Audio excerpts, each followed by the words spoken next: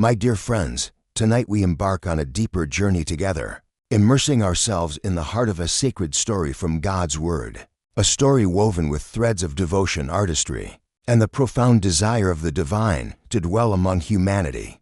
We turn our hearts to the ancient wilderness, to a time of new beginnings and intimate encounters with the Creator, as we explore the surprisingly soothing details of the tabernacle threads, the weaving of sacred curtains that would form a sanctuary for the very presence of God. Imagine, for a prolonged moment, walking those ancient paths alongside these figures of faith, feeling the dust beneath your feet, the sun on your skin, and witnessing these pivotal events unfold, events that have shaped generations, teaching us about worship, obedience, and the breathtaking beauty of holiness. You are there, in the stillness of the desert, under a canopy of stars, about to witness an act of devotion so intricate, so filled with love. It becomes a prayer in motion. So, before we delve deeper into this expansive narrative, if these stories from Scripture resonate with your spirit and bring you comfort, I warmly invite you to like this reflection and subscribe to our channel. It truly helps share these messages of hope, faith, and peace with others. We also invite you to share, if you feel comfortable, a brief prayer intention, a favorite Bible verse related to our theme tonight, or perhaps the place from which you are listening, creating a quiet tapestry of connection among us on this extended journey through God's Word. Now, let the cares of the day gently fade away. Find your quiet space, perhaps say a silent prayer, breathe deeply, and let us open our hearts and minds to the wisdom, comfort, and unfolding wonder of God's Word in this ancient narrative. You find yourself in the vast, hushed expanse of the Sinai wilderness. The air, cool now as night begins to blanket the desert, carries the faint scent of dust and distant campfires. Above you, the stars are scattered like diamond dust across a velvet cloth, so bright and clear they seem almost close enough to touch. You feel a sense of profound stillness, a quiet anticipation that hangs in the air, a feeling that something sacred is unfolding. The Israelites, your people, are encamped at the foot of the formidable Mount Sinai, its peak still veiled in a mysterious awe, a reminder of the momentous encounter Moses had with Yahweh, the God who delivered them from bondage in Egypt. The memory of that encounter, the thunder and lightning, the thick cloud and the sound of the trumpet, still echoes in the collective heart of the people. It was a moment of overwhelming power, a revelation of God's majesty and holiness that left everyone trembling. Yet, intertwined with that awe was a deep yearning, a desire for connection, for a tangible sign of God's enduring presence. You recall the whispers, the hopes, the prayers for guidance and assurance in this new, uncertain life of freedom. And now, Moses has returned from the mountain, his face radiant with a divine light, carrying not just stone tablets inscribed with God's laws, but also a breathtaking vision, a blueprint for a dwelling place for God Himself. Here in their very midst, you listen, along with the assembled congregation, as Moses begins to share this vision. His voice, usually strong and commanding, is softened with a reverence that touches your soul. He speaks of a sanctuary, a mishkan, a tabernacle, a place where God's glory will reside, a focal point for worship and communion. You feel a stirring within you, a mix of wonder and perhaps a touch of trepidation, a dwelling place for the Almighty. Here, in this transient camp, among a people still learning what it means to be free, to be God's chosen. How could such a thing be possible? Yet, as Moses continues to speak, detailing the intricate plans, a sense of profound peace begins to settle over you. This is not a command born of distance, but an invitation to intimacy, a gesture of unimaginable grace. God desires to tabernacle, to pitch His tent, alongside theirs. You hear Moses relay the specific instructions from God. Let them make me a sanctuary, that I may dwell in their midst. Exodus 25:8. The words resonate deeply within your spirit. It's a call to participate, to contribute, to build something beautiful and holy. Your heart swells with a quiet joy. The desert, once a symbol of wandering and hardship, is about to become the site of a miraculous co-creation, a partnership between the divine and humanity. Moses explains that the sanctuary will be made from offerings given willingly by the people. From every man whose heart makes him willing you shall receive the offering for me. Exodus 25:2. You look around at the faces of your kinsfolk. You see expressions of contemplation, of dawning understanding, of a growing desire to give. What treasures do they possess in this wilderness? What can they offer to the Creator of all things? And then Moses begins to list the materials needed, and it is here, in these details, that you begin to sense the soothing rhythm of this divine project. He speaks of gold and silver and bronze metals that gleam with earthly beauty, now to be consecrated for a heavenly purpose. You imagine the gentle clinking of jewelry being offered, the treasured heirlooms brought forth from Egypt, now finding a new, more sacred value. He speaks of fine linen, a fabric known for its purity and strength. You can almost feel its smooth coolness against your skin, envisioning bolts of pristine white, ready to be transformed. And then the colors, the colors, blue and purple and scarlet yarns. Your mind's eye fills with these vibrant hues. Blue, the color of the vast desert sky, a reminder of God's transcendence, of the heavens above. Purple, a color of royalty, of majesty, hinting at the king who will dwell within these sacred walls. Scarlet, a deep, rich red, the color of lifeblood, perhaps foreshadowing sacrifice and redemption. These colors, you realize, are not arbitrary. They are imbued with meaning, painting a picture of God's character and His relationship with His people. The instructions continue, each detail painting a more vivid picture in your mind. Moses speaks of goat's hair, strong and resilient, for a tent over the tabernacle. Ram's skins dyed red, a vibrant, protective layer. And Tahash skins, some translations suggest badger skins, others sea cow or dolphin skins, a durable, weatherproof outer covering. You marvel at the practicality interwoven with the sacred. This dwelling place for God is to be both beautiful and enduring, protected from the harsh desert elements.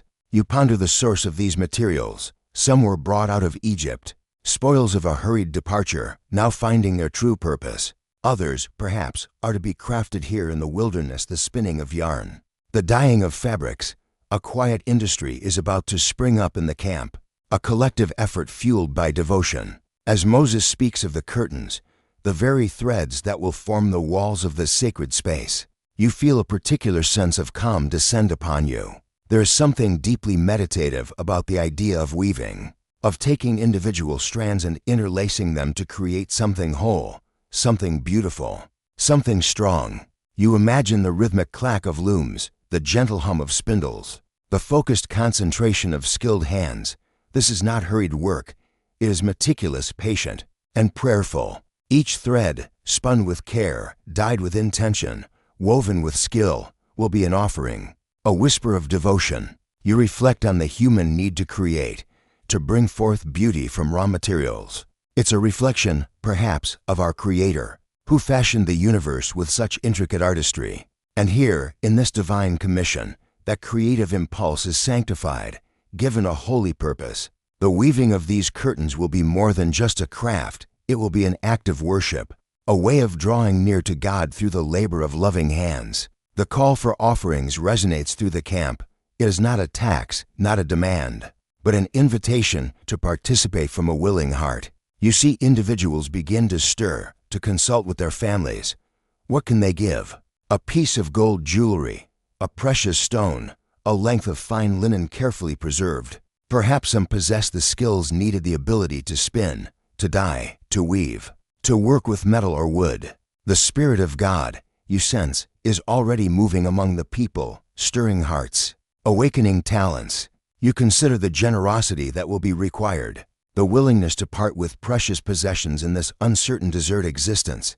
Yet, there's a palpable sense of excitement, of privilege. To contribute to God's dwelling place, what greater honor could there be? It's a reminder that true wealth lies not in what we accumulate, but in what we offer, in what we consecrate to a higher purpose. The act of giving, you realize, is itself a form of worship, a tangible expression of gratitude and devotion. The sun has dipped below the horizon now, and the desert night is fully upon you.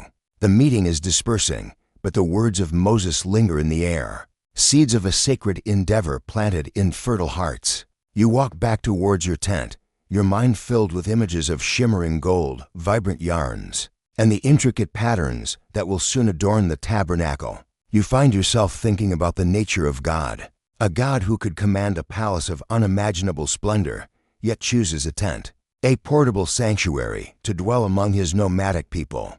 There's a profound humility in this, a divine condescension that fills you with awe and gratitude. He meets them where they are, in their wilderness, in their journey. This tabernacle will be a constant reminder that God is not distant or aloof, but intimately present, sharing their pilgrimage. The details, too, speak volumes.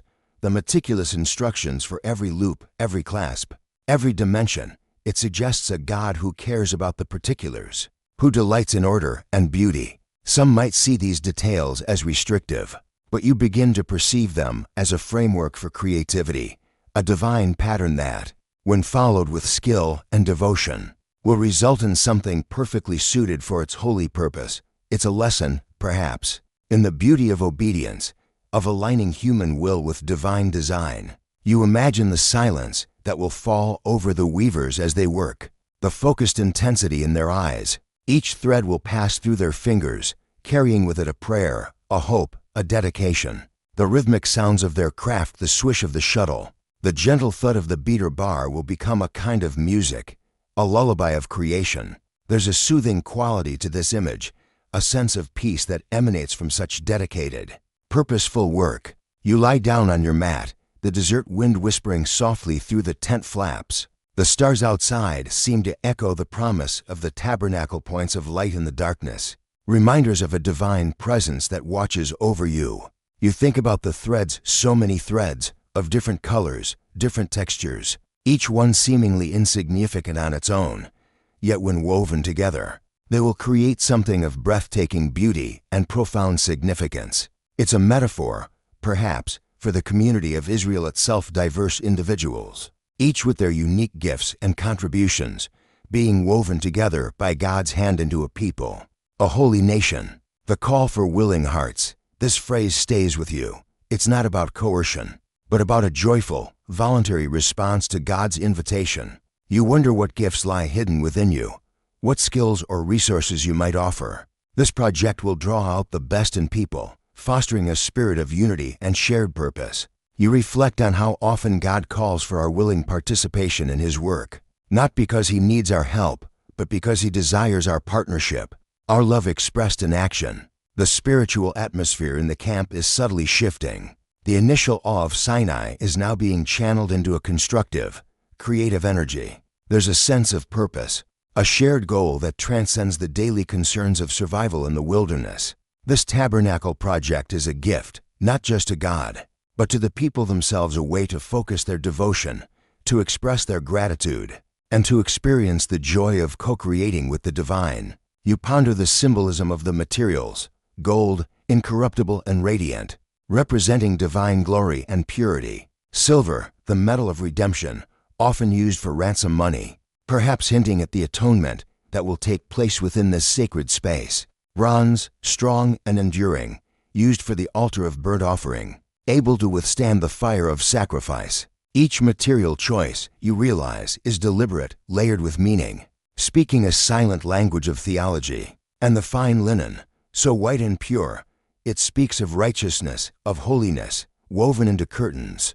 It will form the very fabric of God's dwelling place. You imagine the weavers handling it with utmost care, their hands clean, their hearts focused. The act of weaving itself, the careful interlacing of warp and weft, is a process of bringing order out of chaos, of creating pattern and beauty. It's a microcosm of God's creative work in the universe, and now in the hearts of His people. The colors blue, purple, scarlet dance in your mind's eye. Blue, the color of the heavens, linking this earthly sanctuary to the celestial realm. Purple, the hue of kings, declaring God's sovereignty. Scarlet, the vibrant color of life and sacrifice, a reminder of the cost of sin and the provision for atonement. These colors will not just be decorative, they will be instructive, teaching the people about the nature of the God who dwells among them. The very act of specifying these details, you consider, is an act of love from God. He doesn't leave His people to guess how to approach Him, how to build His sanctuary. He provides a clear path, a divine pattern. There is comfort in this clarity, a reassurance that if they follow His instructions, they will create something pleasing to Him, a place where His presence can truly abide. Theologians through the ages have marveled at the layers of meaning in these divine instructions, seeing in them foreshadowings of a greater tabernacle, a more perfect sacrifice yet to come. You think about the silence of the desert, a silence that allows for deep listening. Moses heard God's voice in that silence, and now the people are called to listen to Moses, to internalize these instructions, and to respond with willing hearts and skillful hands. Perhaps you muse. True creativity, true worship, begins with this kind of deep listening to the divine inspiration that whispers in the quiet spaces of our souls. The air grows cooler, and a deep sense of peace settles upon you. The vision of the tabernacle, with its intricate curtains and sacred spaces, is not just a blueprint for a building, it's a roadmap for a relationship. It's about God drawing near to His people, and His people drawing near to Him. The threads that will be woven are threads of connection, threads of communion. You close your eyes, and the images of the desert camp, the radiant face of Moses, and the anticipated beauty of the tabernacle curtains begin to soften, to merge with the encroaching stillness of sleep. You feel a profound sense of gratitude for this journey, for this glimpse into a time when heaven touched earth in such a tangible way. The work of weaving, you realize, is often slow, repetitive, requiring immense patience. Yet, it is in this slow, deliberate process that beauty is born, that devotion is expressed. It's a soothing thought, a reminder that God often works in our lives in similar ways patiently, meticulously, weaving together the threads of our experiences to create something beautiful for His glory. The sheer scale of the project is immense, yet Moses conveyed it with such clarity. It makes you wonder about the divine mind, the source of such perfect, intricate design. How God's grace operates in such moments of revelation and inspiration is a sacred mystery that continues to inspire awe and humble reflection. The people of Israel, so recently slaves, are now being called to be artisans for the King of Kings. What a transformation! What a testament to God's power to elevate and dignify. You reflect on the communal aspect. This isn't a task for one person or even a select few. It's a collective endeavor. Everyone who is willing can contribute something: materials, skills, labor, prayer. The tabernacle will truly be a product of the entire community's devotion. This shared participation will bind them together, strengthening their identity as God's covenant people. You ponder how our own acts of service, when offered willingly and collectively, can build up the community of faith today, creating spaces of beauty and holiness where God's presence can be felt. The desert itself, often perceived as a place of emptiness, is about to become a place of abundance, and abundance of generosity, of skill, of artistry, all flowing towards this sacred purpose. It's a powerful reminder that even in the most barren of circumstances, God can bring forth beauty and fruitfulness when hearts are open to Him. You drift deeper into relaxation, feeling the gentle rhythm of your own breath, like the gentle, steady rhythm of a weaver's loom. The concept of sacred space takes on a new meaning for you. It's not just about a physical location, but about a place consecrated by divine presence and human devotion. The tabernacle curtains, with their specific colors and designs, will help to define this sacred space, to set it apart from the ordinary. They will be a visible boundary between the holy and the profane, a constant reminder of the reverence required to approach a holy God. Yet, paradoxically, these same curtains will also be part of God's dwelling among them, a sign of His nearness. This tension between God's holiness and His immanence is a profound theological truth, and you see it beautifully illustrated in the design of the tabernacle. The wisdom in starting with the offerings, with the willing heart, is striking. Before any hammer falls, before any thread is spun, there must be this inner disposition of generosity and devotion. God desires not just the materials, but the heart of the giver. You reflect on how this principle applies to all our acts of worship, all our service to God. It is the willing heart that makes the offering precious in His sight, regardless of its material value. You imagine the quiet conversations in the tents, families discussing what they can offer. Perhaps a young woman unclasps a silver bracelet her mother gave her. Perhaps an old man brings forth a stash of fine linen, saved for a special occasion. Now realizing this is the most special occasion of all, These small, individual acts of giving, multiplied across the camp, will create a river of resources flowing towards the tabernacle. It is a beautiful picture of how God's work is accomplished through the willing contributions of many, each giving according to their ability and the stirring of their heart. The profound truth that the Creator of the universe desires a dwelling place made by human hands is almost too much to grasp. Yet it speaks of God's longing for relationship, His desire to be involved in the details of our lives, even in the work of our hands. The Tabernacle project is an invitation to intimacy, to co-labor with God in creating something that will bring glory to His name and blessing to His people. You feel a deep sense of peace, knowing that the same God still desires to dwell with us, not in tents made with hands, but in the sanctuary of our hearts and among His people, the church. The threads of connection are still being woven, even now, in ways we may not fully comprehend, but can trust are part of His beautiful, unfolding plan. As you drift towards sleep, the image of those threads blue, purple, scarlet, and white remains vivid in your mind. Threads of heaven, royalty, sacrifice, and purity. Threads that will soon be transformed by skilled hands into a symphony of color and texture. A testament to a people's love for their God and God's love for His people. It is a soothing image, a promise of beauty and order emerging from the wilderness, a quiet prelude to the sacred artistry that is about to unfold. The desert night holds you gently, and you surrender to its peaceful embrace, your heart filled with the quiet wonder of tabernacle threads. You awaken, or perhaps you are still in that liminal space between dreaming and awareness. Yet the sense of anticipation from the previous night remains, a gentle from beneath the surface of your consciousness. The first light of dawn is beginning to paint the eastern sky in soft hues of rose and amber, and the desert air is crisp and cool. The camp is slowly stirring to life, the sounds of morning routines beginning to murmur around you.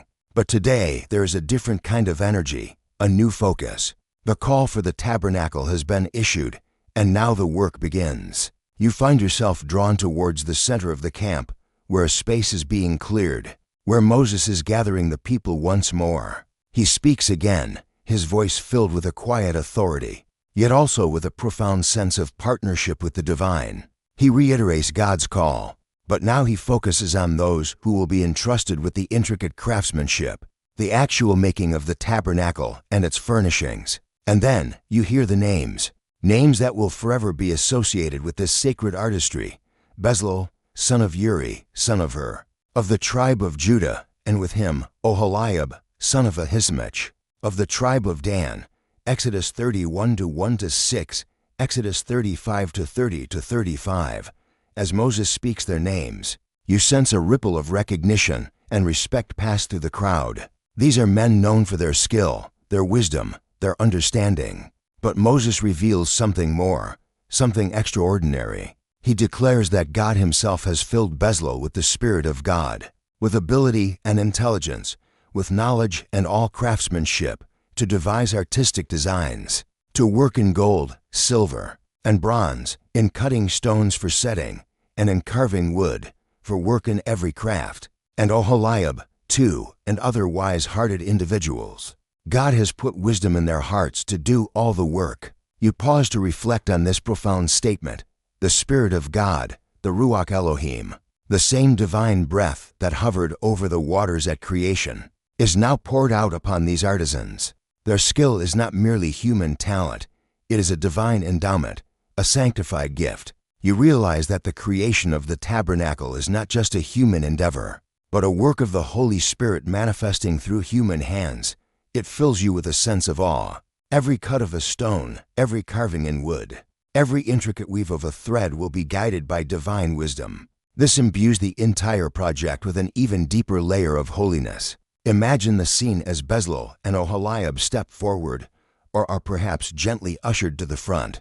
You see in their eyes not pride, but a humble awareness of the weighty responsibility and the immense privilege bestowed upon them. Bezalel, from the noble tribe of Judah, a lineage of leaders, now called to lead in artistry. Oholiab, from the tribe of Dan, perhaps a less prominent tribe, yet equally gifted and chosen by God. It's a beautiful illustration of how God calls and equips people from all walks of life, from all backgrounds, for His service. Their partnership itself speaks of unity in diversity, a theme so central to the tabernacle's construction. You observe them as they begin to organize the work. They are not just skilled craftsmen, they are also teachers, capable of instructing others who have a willing heart and a measure of skill. Moses proclaims that God has given them the ability to teach. So, this will be a collaborative effort, a passing on of knowledge, a mentoring in sacred arts. You see a quiet excitement in the eyes of those who feel a stirring within themselves, a desire to learn, to contribute their own hands to this holy task. And now, the offerings begin to flow. It is an outpouring of generosity that perhaps even Moses did not fully anticipate. From Exodus 35 and 36, you recall the vivid descriptions, men and women, as many as were of a willing heart, bringing brooches and earrings and signet rings and armlets, all sorts of gold objects.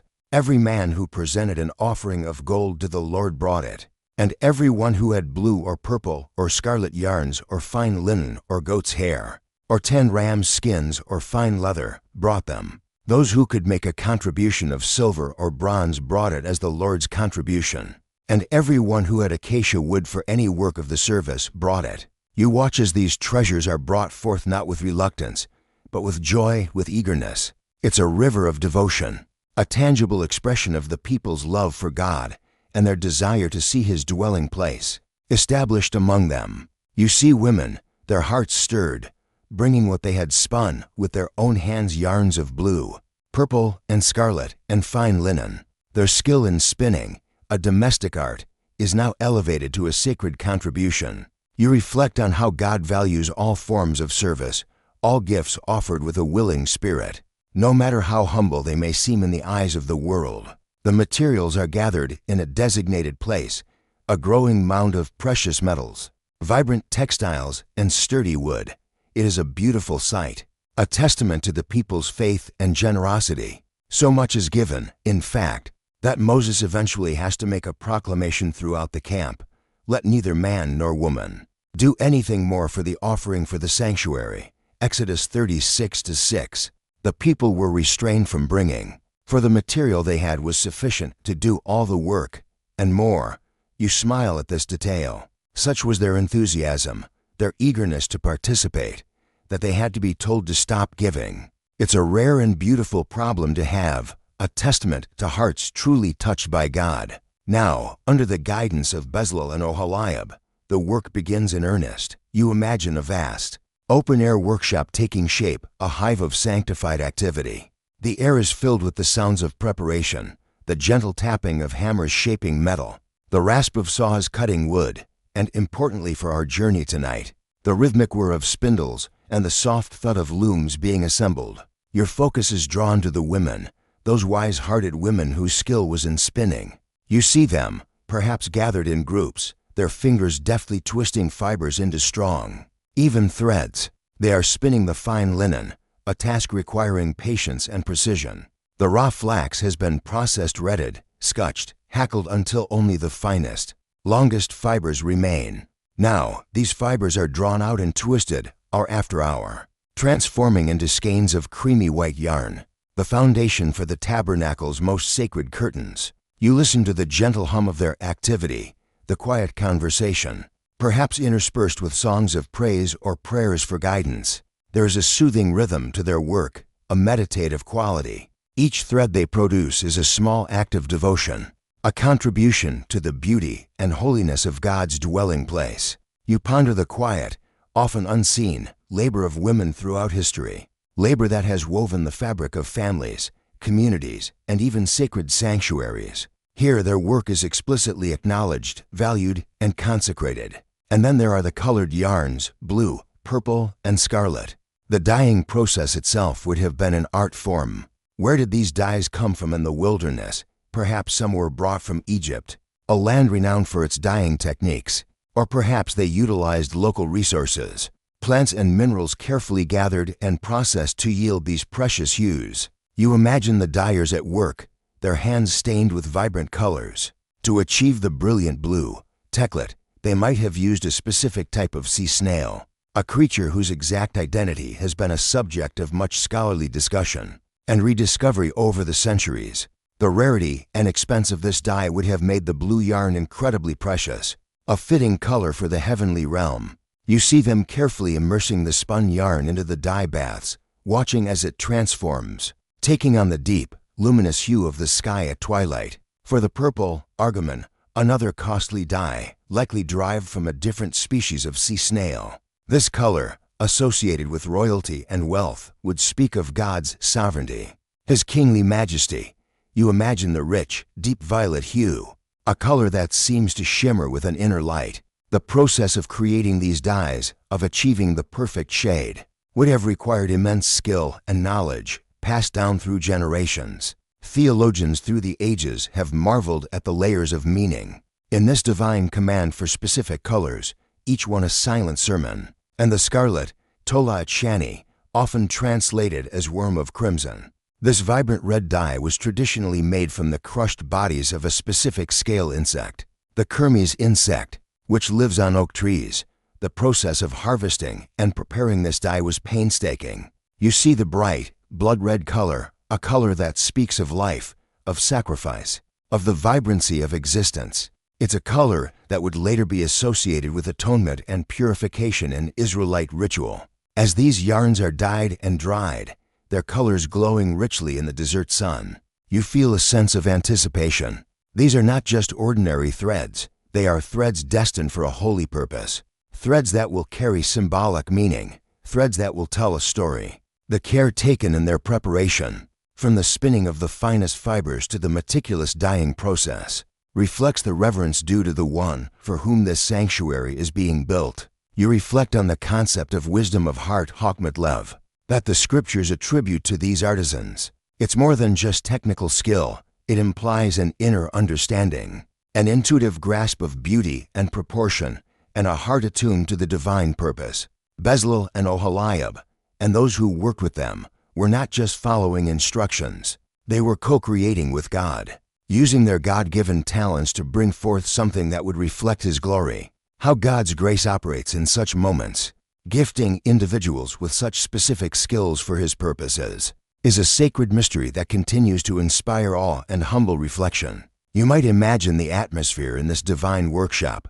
It's not a place of hurried, stressed labor, but of focused, prayerful activity. There's a sense of peace, of quiet joy in the work. The artisans know they are engaged in something of eternal significance. Their hands are shaping materials that will form the very dwelling place of God among His people. This awareness must have filled them with a profound sense of purpose and reverence. You consider the patience required. Spinning fine thread takes time. Dyeing yarn to achieve the perfect, lasting color takes time. Preparing looms for intricate weaving takes time. This is not mass production. It is bespoke craftsmanship of the highest order, dedicated to the King of Kings. In a world that often values speed and efficiency above all else, there is something deeply soothing and instructive in this image of slow, careful, deliberate creation. It's a reminder that true beauty, true holiness, often requires time, patience, and meticulous attention to detail. You see Bezalel and Oholiab moving among the workers, offering guidance, encouragement, and ensuring that every detail aligns with the divine pattern revealed to Moses. Their leadership is not one of dominance, but of service, empowering others to use their gifts. They are orchestrating a symphony of skills, bringing together the diverse talents of the community to create a harmonious whole. You reflect on the importance of godly leadership in any sacred endeavor, leadership that inspires, equips, and directs efforts towards a common, holy purpose. The sheer amount of fine linen being spun is astonishing. This will form the primary material for the inner curtains of the tabernacle, the 10 beautiful curtains that will create the sacred enclosure. You imagine the soft, creamy white yarn piling up, ready for the weavers. Linen, made from the flax plant, was highly valued in the ancient world for its strength, its coolness, and its purity. Its natural whiteness made it a fitting symbol of righteousness and holiness. As you watch the women spin, their hands moving with a practiced grace, you are reminded that holiness is not just an abstract concept, but something that can be woven into the very fabric of life. through dedicated acts of service and devotion. The goat's hair, too, is being spun. This will be used for the tent that covers the tabernacle, a more rugged, protective layer. Even this coarser material is handled with care, spun into strong yarn that will provide shelter and durability. It reminds you that the sacred dwelling needs protection, that beauty must be preserved. You ponder the journey of these materials. Some, like the gold and silver, were perhaps once adornments in Egyptian households, symbols of worldly wealth, now redeemed and consecrated for a holy purpose. The linen and wool might have been part of the Israelites' own flocks and harvests, humble resources now elevated to sacred use. This transformation of materials speaks of God's redemptive power, His ability to take the ordinary and make it extraordinary, to take what belongs to this world and consecrate it for His glory. As the sun climbs higher in the sky, the desert heat begins to intensify, but the work continues. Water is brought, and shade is sought where possible. But the dedication of the artisans does not waver. There is a quiet intensity, a focused energy that permeates the workshop. You sense that this is more than just a construction project.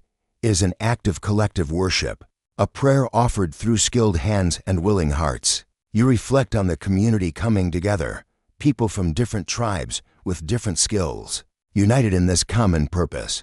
The tabernacle is not just for God, it is for them, a visible sign of His presence that will bind them together as a people. The shared effort of building it strengthens those bonds, creating a sense of shared ownership and collective identity. How different this is from the forced labor of Egypt, where their toil was for the glory of a human pharaoh. Here their labor is freely given, for the glory of their divine king, and it brings not oppression, but dignity and joy. The details of the yarns themselves are so specific: blue and purple and scarlet yarns, and fine-twined linen. The phrase fine-twined linen sheshmishzar suggests a particularly high quality of linen, made from threads that are themselves twisted from multiple strands, making them stronger and more lustrous. This attention to quality, even at the level of the individual thread, speaks volumes about the reverence with which this task is approached. Nothing but the best is suitable for the dwelling place of God. You consider how this principle might apply to our own offerings to God, not necessarily in material expense, but in the quality of our effort, our intention, our devotion. The preparation of these threads is a foundational step. Without strong, beautiful, and appropriately colored yarns, the intricate weaving of the curtains cannot begin. It's a reminder that in any great work, the preparatory stages, though often unseen and unglamorous, are crucial to the final outcome. The patient spinners, the meticulous dyers, are laying the groundwork for the magnificent artistry that is to follow. You allow your mind to rest in this scene of sacred industry, the gentle sounds, the vibrant colors, the focused activity, all combine to create an atmosphere of peaceful productivity. There's a deep satisfaction in watching raw materials being transformed into something beautiful and meaningful. It's a process that mirrors spiritual transformation, where God takes the raw material of our lives and, through His Spirit and our willing cooperation, weaves us into something that reflects His image. The desert sun begins its descent, casting long shadows across the camp. The workday in the tabernacle workshop draws to a close. Tools are carefully put away. Materials are covered and protected.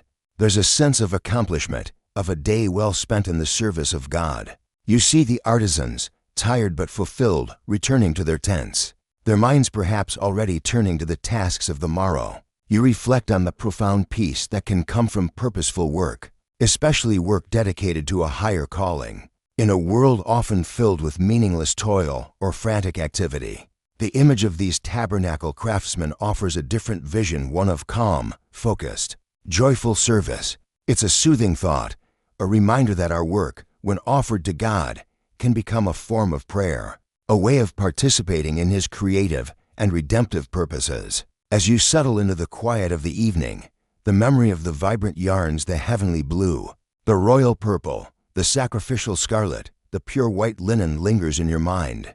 These are the threads of the story, the palette from which the sacred tapestries will be woven. Each color, each texture is pregnant with meaning, waiting to be combined into patterns that will speak of God's glory and His desire to dwell with His people. The journey of these threads, from raw fiber to finished curtain, is a journey of transformation, a journey of consecration. And you are there, a privileged witness to its unfolding, feeling the quiet anticipation of the beauty that is yet to be revealed. The meticulous care, the divine inspiration, the willing hearts, all these elements are being spun together, creating not just physical curtains, but a spiritual sanctuary, a place where heaven and earth will meet. And in this thought, you find a deep and abiding peace. The desert night has once again given way to the soft light of dawn, and a gentle quietude rests over the encampment. You feel drawn, almost irresistibly, back to the heart of the community, to that burgeoning space where the Spirit of God is so palpably at work, through the hands of His chosen artisans. The preparatory stages, the spinning of the fine linen and the vibrant yarns of blue, purple, and scarlet, the dyeing processes imbued with such ancient wisdom and care, are now largely complete. Mountains of lustrous threads, like stored rainbows, await the weaver's touch. Today, you sense, a new phase of this sacred endeavor begins, the weaving of the innermost curtains, the 10 magnificent tapestries that will form the very walls of the Mishkan, the dwelling place of Yahweh. You find yourself approaching the area where the looms have been set up. These are not simple, rudimentary frames, but substantial structures, reflecting the sophisticated weaving traditions that the Israelites would have been familiar with, perhaps even from their time in Egypt, a land renowned for its fine textiles. You see Bezalel and Oholiab, their faces serene yet intensely focused, overseeing the meticulous process of warping the looms. This is a crucial step where the longitudinal threads, the warp, are carefully stretched onto the loom, creating the foundation upon which the intricate patterns will be woven. The warp threads themselves are of the finest twined linen, strong and smooth, their creamy white expanse promising a canvas of purity. You watch as each thread is counted, measured, and tensioned with exacting precision. A single mistake here could compromise the integrity of the entire curtain. There is a hushed reverence surrounding this task, a sense of profound responsibility. You reflect on how often the foundational elements of any great work, like these unseen warp threads, are critical to its ultimate success and beauty. They bear the tension, provide the structure, and allow the more visible, decorative elements to shine. Now, the weaving itself is ready to commence. You see the wise-hearted weavers, both men and women, taking their places before the looms. Their hands, nimble and practiced, move with a grace that seems almost like a dance. They are not merely laborers, they are artists, their hearts and minds fully engaged in this sacred task. Their faces are alight with a quiet concentration, a deep understanding of the patterns they are about to bring forth. The instructions from Moses, echoing the divine blueprint, were specific. Moreover, you shall make the tabernacle with 10 curtains of fine twined linen and blue and purple, and scarlet yarns. You shall make them with cherubim skillfully worked into them. Exodus 26:1. Fine twined linen, the pure white foundation, and woven into this purity, the vibrant colors heavenly blue, royal purple, sacrificial scarlet, and most astonishingly, cherubim. You watch as the weavers begin to pass the shuttle, carrying the weft threads, the blue, purple, and scarlet yarns back and forth, interlacing them with the white linen warp. The rhythmic clack of the shuttle, the gentle thud of the beater bar pressing each new thread into place, creates a soothing, almost hypnotic sound. It's a sound of creation, a sound of order emerging from individual strands. You allow this rhythm to wash over you, calming your mind, drawing you deeper into the sanctity of this moment. The patterns begin to emerge, slowly, meticulously, line by line. And these are not simple stripes or geometric designs. They are cherubim, angelic beings, often depicted in ancient Near Eastern art as guardians of sacred spaces, creatures of immense power and holiness, attendants to the throne of God. To weave cherubim into these curtains is a task of immense skill and profound theological significance. These are not meant to be idols, for the Israelites were strictly forbidden from making graven images. Rather, they are symbolic representations, reminders of the heavenly court, of the unseen spiritual realities that surround the presence of God. You try to imagine what these woven cherubim look like. The Bible doesn't give a detailed physical description, leaving room for reverent imagination. Guided by the Spirit, Perhaps they have wings, symbolizing their swiftness and their connection to the heavens. Perhaps their faces are serene and majestic, reflecting the glory of the one they serve. The weavers, guided by the spirit-filled wisdom of Bezalel and Oholiab, are not just copying a pattern, they are interpreting a heavenly vision, translating it into threads of color and light. You ponder the skill required for such figural weaving, tapestry work of the highest order, where each color change is carefully managed to create the desired image. This is far more complex than simple cloth production. It is artistry infused with divine meaning. The blue threads form the celestial background, perhaps, or the majestic robes of these heavenly beings.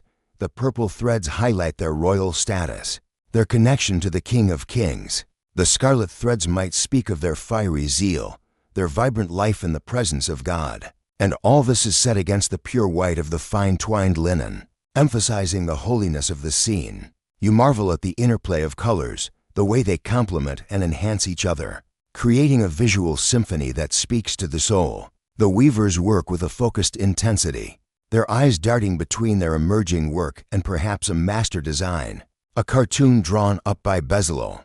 Yet you sense that their guidance comes not just from a drawing, but from an inner prompting, a divine inspiration that flows through their fingertips. They are, in a very real sense, co-creating with God, bringing forth images of the heavenly realm to adorn his earthly dwelling place. Theologians through the ages have seen in these cherubim a reminder of Eden, where cherubim guarded the way to the tree of life after the fall, and here, they guard the holy presence of God within the tabernacle. You reflect on the atmosphere within this sacred workshop.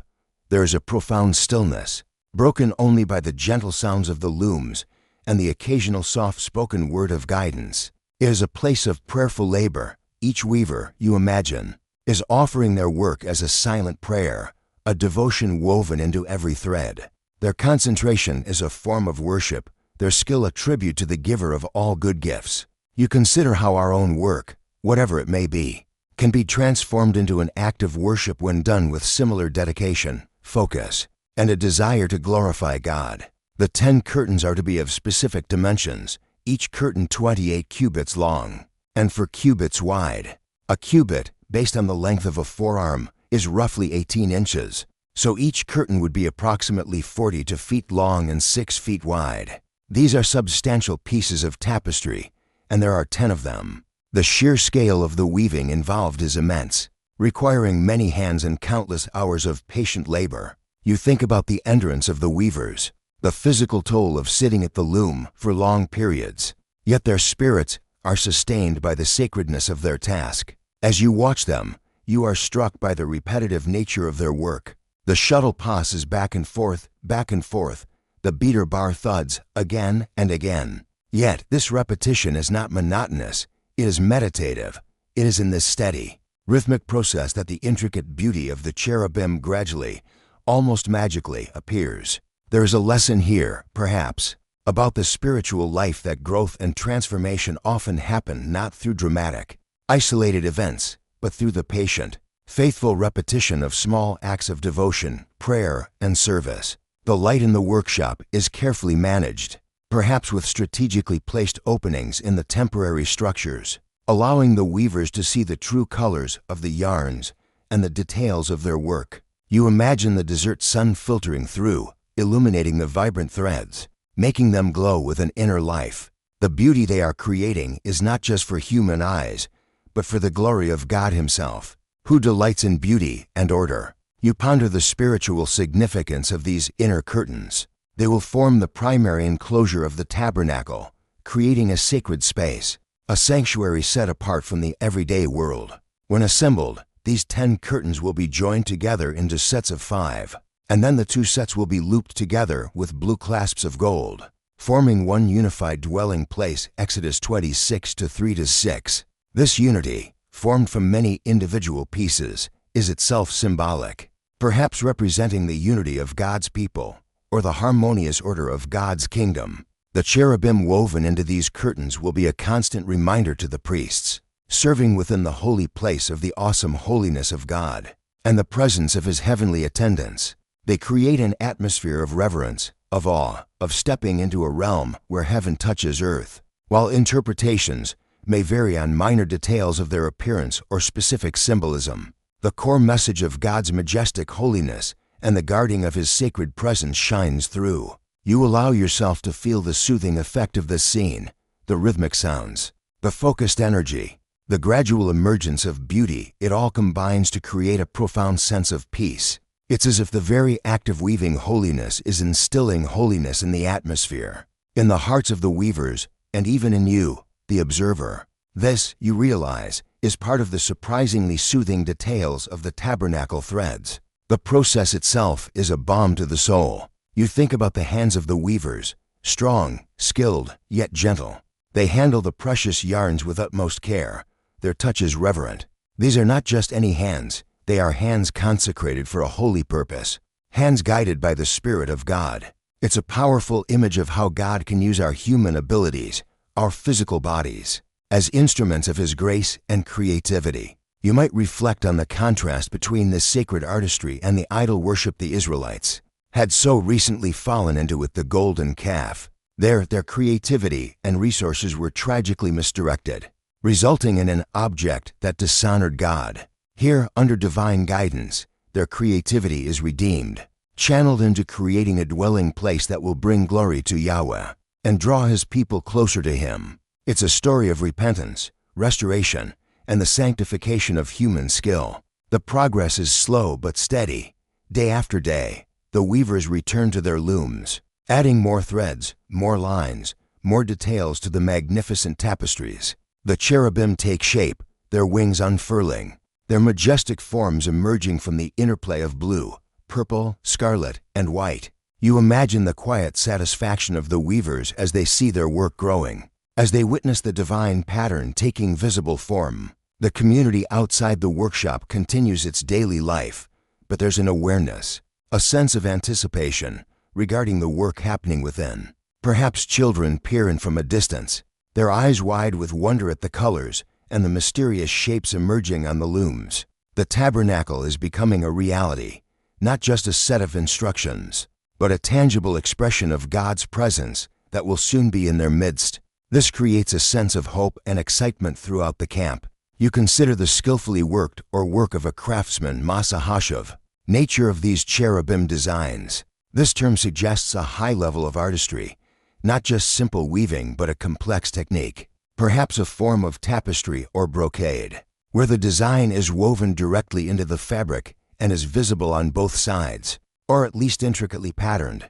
The skill required would have been immense. It makes you appreciate even more the divine endowment of wisdom and ability upon Bezalel, Oholiab, and their team. They were not just following a simple craft. They were pushing the boundaries of their artistic capabilities in service to God. You reflect on the silence of the weavers. While there might be occasional necessary communication, the overall atmosphere is one of quiet concentration. This silence is not empty. It is full of prayer, full of focus, full of reverence. It's a silence that allows the Spirit to speak, to guide, to inspire. In our own noisy, distracted world, you ponder the value of cultivating such spaces of quiet concentration, where we can listen to God and dedicate our best efforts to His work. The fine-twined linen, the foundation of these curtains, speaks of purity and righteousness. It is the canvas upon which the story of God's holiness and His heavenly court is painted with threads. This reminds you that true beauty in God's eyes often begins with a foundation of purity, of a heart made clean and ready for His service. The vibrant colors, then, represent the richness and glory of God's character and His kingdom, woven into that foundation of righteousness. As one curtain is completed, it is carefully removed from the loom, perhaps inspected by Bezalel with a keen and prayerful eye. You can only imagine the sense of awe and accomplishment as this magnificent piece of sacred art is unfurled, revealing the full glory of the woven cherubim. It is more than just a beautiful textile. It is a piece of heaven brought to earth, a testament to God's desire to dwell with His people in beauty and holiness. And then the process begins anew for the next curtain, and the next, until all 10 are complete. The sheer amount of yarn consumed, the hours of labor invested, the level of skill deployed, all for these 10 inner curtains. It speaks of the lavishness of God's design and the wholehearted devotion of his people. There is no cutting corners, no settling for mediocrity. Only the best is offered, only the most beautiful is created. This challenges you to consider the level of excellence and devotion you bring to your own spiritual life, your own acts of worship and service. You find a deep sense of peace in witnessing this sacred weaving. It's a process that transforms simple threads into a profound statement of faith. It's a visual representation of how God weaves together the diverse elements of creation and the diverse lives of his people into a beautiful and harmonious whole. The tabernacle curtains are a testament to the fact that God is a God of beauty, a God who inspires artistry, and a God who desires to dwell in the midst of his people in a sanctuary prepared with love and skill. The sun might be setting outside the workshop, casting long, soft shadows, but the glow of the colored yarns, the pristine white of the linen, and the majestic forms of the cherubim seem to emanate their own light. It's a light of holiness, a light of devotion, a light that soothes the soul and lifts the spirit. You carry this image with you as you, too, prepare for rest, your mind filled with the rhythmic cadence of the looms and the breathtaking beauty of the tabernacle threads, each one a whisper of God's presence, a testament to a love that weaves itself into the very fabric of our existence. The intricate work, the patient dedication, it all speaks of a profound dialogue between the divine and the human, a sacred partnership in creating a space for communion. And in that thought, there is immense comfort and a deep, restful peace. The days unfold in the desert camp, each one marked by the steady, prayerful industry of the tabernacle artisans. The 10 magnificent inner curtains, woven with fine-twined linen and adorned with the mysterious, awe-inspiring cherubim in hues of blue, purple, and scarlet, are now complete. You can almost feel the collective sigh of reverent satisfaction from the weavers, a sense of holy accomplishment. But the work of creating the sacred coverings for God's dwelling place is not yet finished. There are more layers, more textures, more threads to be woven and prepared, each with its own purpose and its own subtle, soothing story. You now turn your attention to the creation of the next layer of curtains, those made of goat's hair. Moses' instructions, received on the holy mountain, continue to guide every detail. You shall also make curtains of goat's hair. For a tent over the tabernacle, you shall make 11 curtains. Exodus 26:7. 11 curtains, one more than the inner linen set. And these are to be made of goat's hair, a material known for its resilience, its ability to withstand the elements, and its common use for tent making in the ancient Near East. You imagine the wise-hearted women, those whose skill extended to spinning this coarser, yet equally important, fiber. The goats of the Sinai Peninsula, perhaps black or dark brown, would have provided the raw material. Their hair, though not as delicate as flax, requires its own skill to spin into strong, even yarn. You see the women's hands, perhaps a little rougher from this work, yet moving with the same practiced rhythm, the same focused devotion. The whir of their spindles is a more robust sound, a practical music accompanying their labor. These goat's hair curtains are to form a tent owl over the dwelling place mishkan, made by the linen curtains. This outer layer serves a protective function, shielding the more delicate and ornate inner sanctuary from the harsh desert sun, the sandstorms, and the occasional rain. You reflect on the wisdom of this design. Beauty needs protection. The sacred needs to be sheltered. There is a practical, down-to-earth aspect to God's instructions that is deeply reassuring. He understands the realities of the world his tabernacle will inhabit. Each of these 11 goat's hair curtains is to be 30 cubits long, and 4 cubits wide, slightly longer than the inner linen curtains. When joined together, they will create a larger covering that extends over and drapes down the sides of the inner structure, providing complete protection. You imagine the weavers at their looms again, this time working with the darker, more rugged goat's hair yarn. The weaving process might be quicker, the texture coarser, but the same care and attention to detail are applied. Each thread is still a prayer, each movement of the shuttle an act of service. There's a humble beauty to these goat's hair curtains. They lack the dazzling colors and intricate cherubim of the inner layer, yet they possess their own quiet dignity. They speak of strength, of resilience, of dependable protection. You ponder how often in life The things that provide us with true shelter and security are not flashy or ornate, but simple, strong, and enduring. These goat's hair curtains are a testament to that truth. They represent the robust, practical care of God, a God who provides not only spiritual beauty, but also physical shelter for His sacred presence. Among His people, the 11 curtains are made, and then, like the linen ones, they are joined together to form a single large covering. 5 curtains are coupled by themselves, and 6 curtains are coupled by themselves. And the 6th curtain is to be doubled over at the front of the tent. Exodus 26:9. This detail, the doubling of the front curtain, perhaps provides extra reinforcement or a more finished appearance to the entrance of the tent. Again, you marvel at the precision of the divine blueprint, where even such seemingly minor details are specified. It teaches a reverence for thoroughness, for completing a task with integrity down to the smallest element. How often, you might wonder, do we overlook the importance of such small details in our own lives of faith? Yet God sees and values them. And then there are the final to outer coverings. Moses had instructed, "You shall make a covering for the tent of ram's skins dyed red, and a covering of fine leather above that." Exodus 26:14. The fine leather is often translated from the Hebrew word tahash, whose exact meaning is debated by scholars. Some suggest badger skins, others porpoise or dugong sea cow skins, or even just a general term for durable, waterproof leather, perhaps specially treated or dyed a particular color, like blue or violet by some traditions. While interpretations may vary on the exact animal, the core message of a tough, weather-resistant outer layer remains clear. You imagine the tanners at work, skilled artisans transforming raw animal hides into these protective coverings. The ram's skins are dyed a vibrant red. This is not the subtle scarlet yarn of the inner curtains, but a bold, striking red, perhaps symbolizing sacrifice, or a warning, or simply a vibrant protective declaration.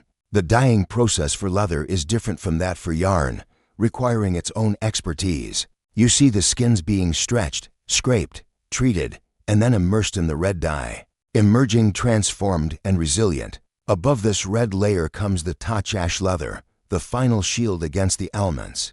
This material would have been particularly tough and durable, able to withstand the scorching sun, the abrasive sand, and the rare desert downpours. It forms the outermost skin of the tabernacle, its first line of defense. There is a ruggedness to these outer layers, a sense of being firmly grounded in the realities of the wilderness journey. The tabernacle is not a fragile, ethereal structure. It is designed to travel, to endure, to be a constant companion to the Israelites on their pilgrimage. You reflect on these layers of covering, the innermost, exquisitely beautiful linen curtains with cherubim, representing the immediate, holy presence of God. Then the protective tent of goat's hair, strong and dependable. Then the ram's skins dyed red, a vibrant shield, and finally, the tough outer layer of tahash leather. Each layer has its purpose, its own character, its own contribution to the integrity and sanctity of the whole. It's a beautiful metaphor for how God protects His holy work, His holy people, often through multiple layers of provision, some beautiful and intricate, others humble and practical. It also speaks to the layers of encountering God. The deeper one goes, the more profound the beauty and holiness revealed. The creation of these outer coverings involves different skills: tanning, dyeing leather, stitching heavy hides. You see a different set of artisans at work, their hands strong, their movements purposeful. The sounds are different to perhaps the scraping of tools on leather, the thud of mallets, the drawing of heavy threads through tough hides. Yet, the same spirit of devotion pervades their labor. They know they are contributing to the same sacred project, providing the essential protection for the beauty that lies within. Now, let us turn our thoughts to another set of crucial curtains, those that create divisions within the tabernacle itself, the veil and the screen. First, the veil, the parachet. This is perhaps the most sacred and mysterious curtain of all. Moses' instructions were precise, "And you shall make a veil of blue and purple and scarlet yarns, and fine twined linen. It shall be made with cherubim skillfully worked into it." Exodus 26:31. This veil is to hang from 4 pillars of acacia wood overlaid with gold, and it will separate the holy place from the most holy place, the Holy of Holies.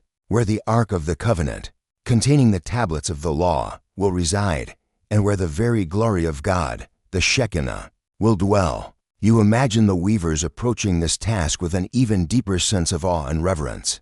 If that were possible, the materials are the same as the inner tabernacle curtains: fine twined linen, blue, purple, and scarlet yarns, and again, cherubim are to be skillfully woven into its fabric. This veil is not just a divider, it is a guardian, a sacred barrier. Its cherubim, like those on the inner curtains, symbolize the awesome holiness of God and the unapproachability of His immediate presence. For sinful humanity, except through prescribed means and at prescribed times by the high priest alone, you watch as the now familiar, yet ever new, process of weaving these cherubim unfolds. The colors gleam, the patterns emerge, imbued with an almost palpable sense of mystery and majesty. This veil will conceal the deepest mysteries of God's presence. It will speak of His transcendence, His utter holiness, His otherness.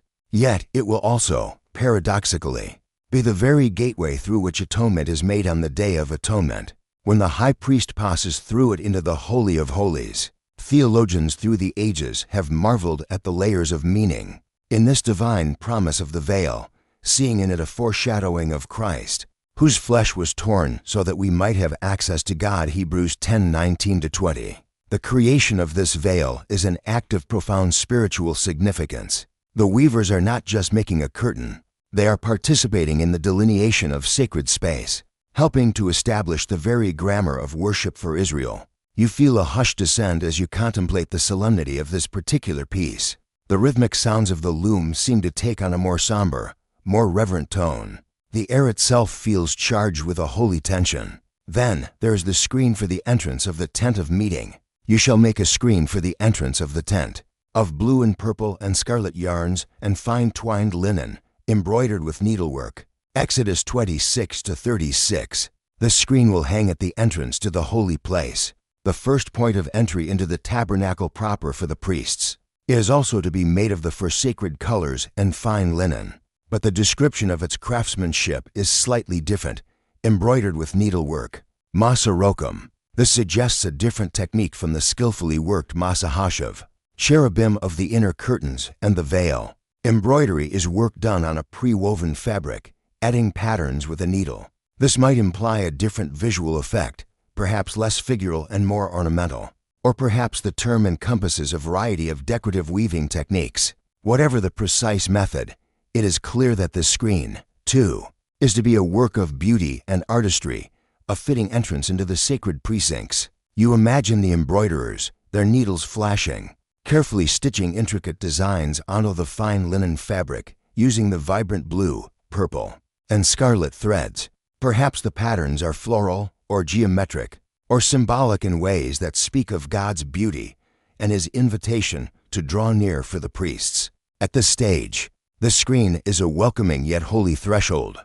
It marks the transition from the outer court, accessible to all Israelites bringing their offerings, to the inner sanctuary, reserved for priestly ministry. The colors themselves, blue, purple, scarlet, and white linen, are consistently used for all the textile elements that define the sacred spaces. This repetition of color creates a harmonious visual language throughout the tabernacle, constantly reminding the worshippers of the key attributes of the God they serve. His heavenly nature, blue; His royal majesty, purple; His provision for life and atonement, scarlet; and His perfect holiness, white linen. The consistency is soothing, creating a sense of order and coherence in the design. You reflect on the layers of access implied by these different curtains. The outer court is for all the people. The holy place, behind the first screen, is for the priests in their daily service. The most holy place, behind the veil, is for the high priest alone, and only once a year. These graded levels of holiness and access speak of the profound reverence due to God, and the need for mediation and purification to approach Him. It's a system designed to protect humanity from the consuming fire of God's unveiled glory, while still allowing for His presence to dwell among them. This profound tension between God's desire for immanence and the reality of His awesome transcendence is something that faith communities have pondered for millennia. Even the practical details of how these curtains are to be hung are specified. The veil is hung on 4 pillars of acacia wood overlaid with gold hooks, set in 4 silver sockets. The screen for the entrance is hung on 5 pillars of acacia wood overlaid with gold hooks, and their 5 sockets are to be of bronze. Exodus 26-32-37. The acacia wood, hardy and resilient, speaks of incorruptibility when overlaid with gold. The gold itself signifies divinity and purity.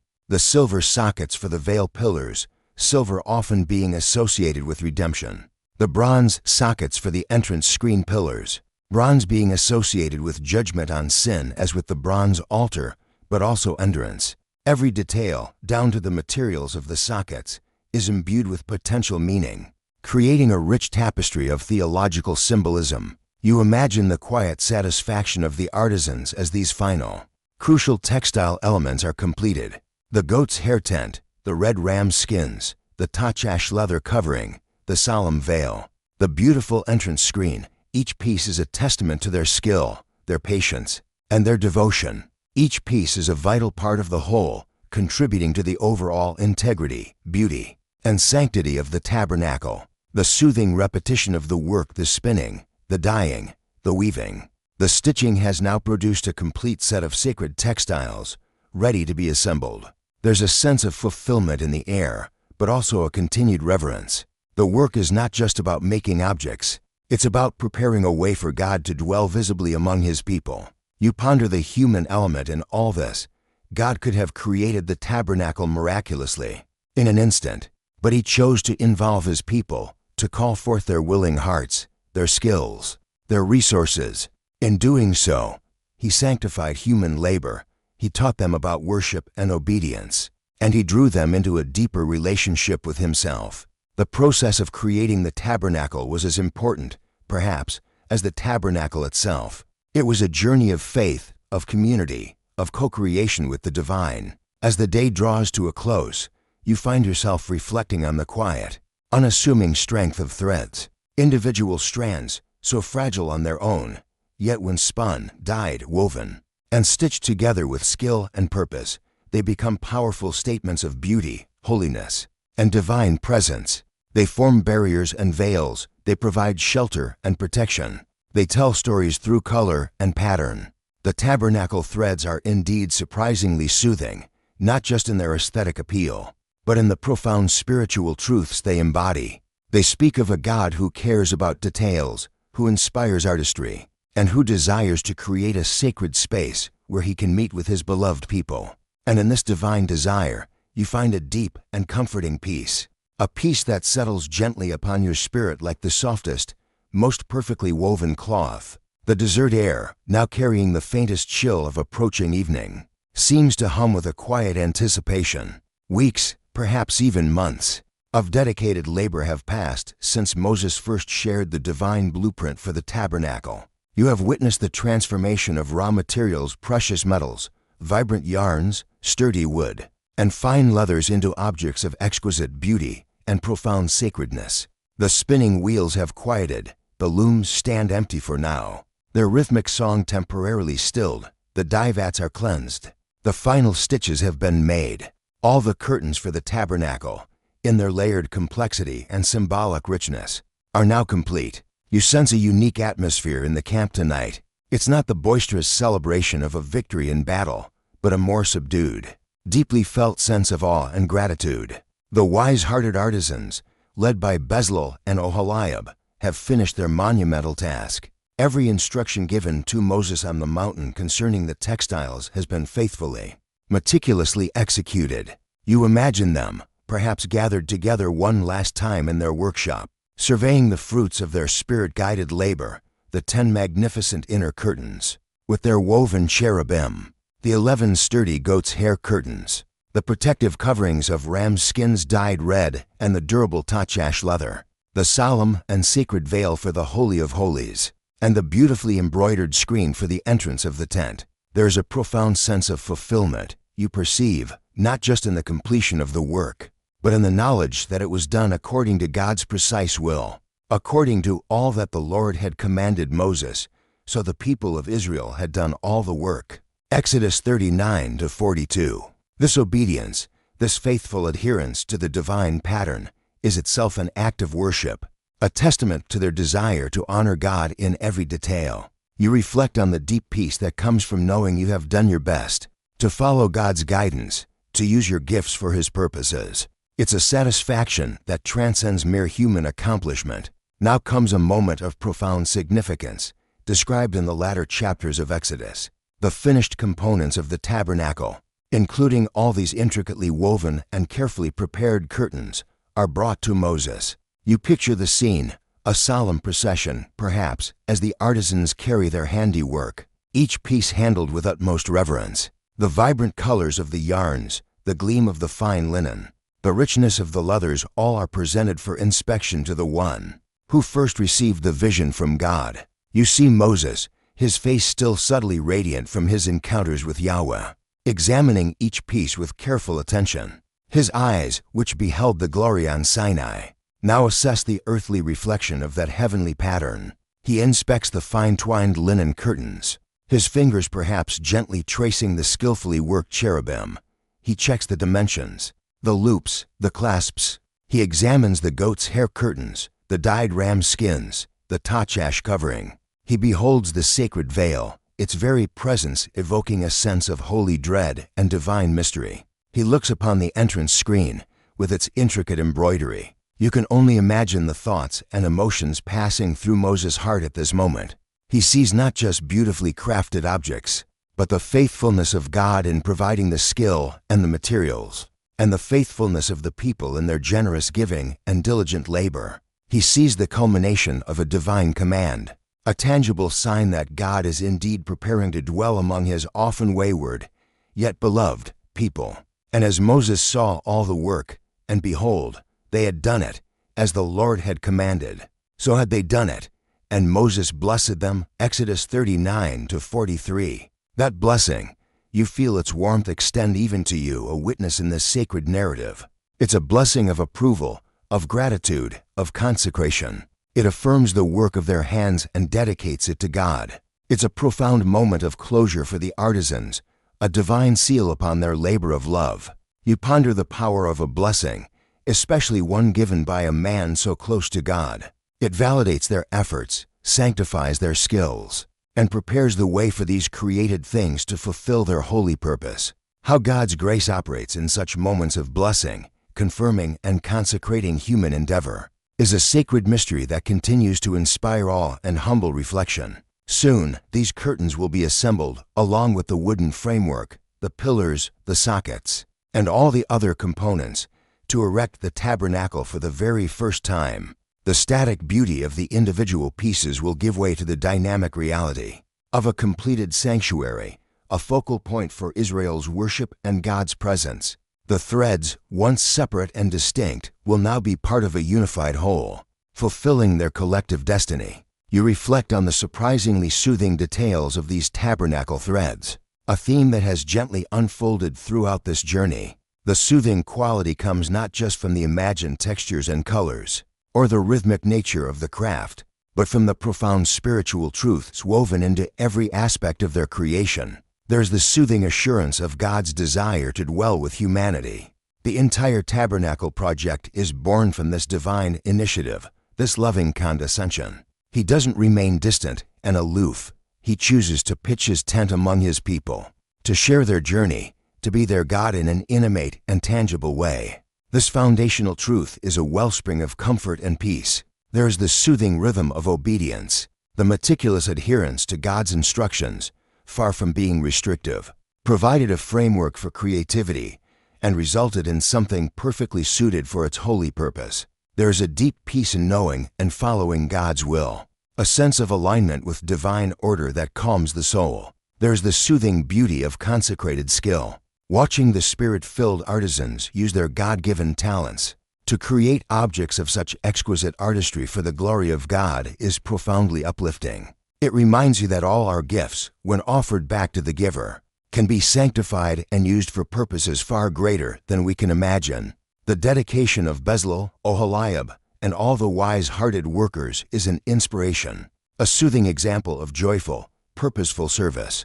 There is the soothing power of community. the tabernacle was not built by one person, but by the collective effort of a willing people.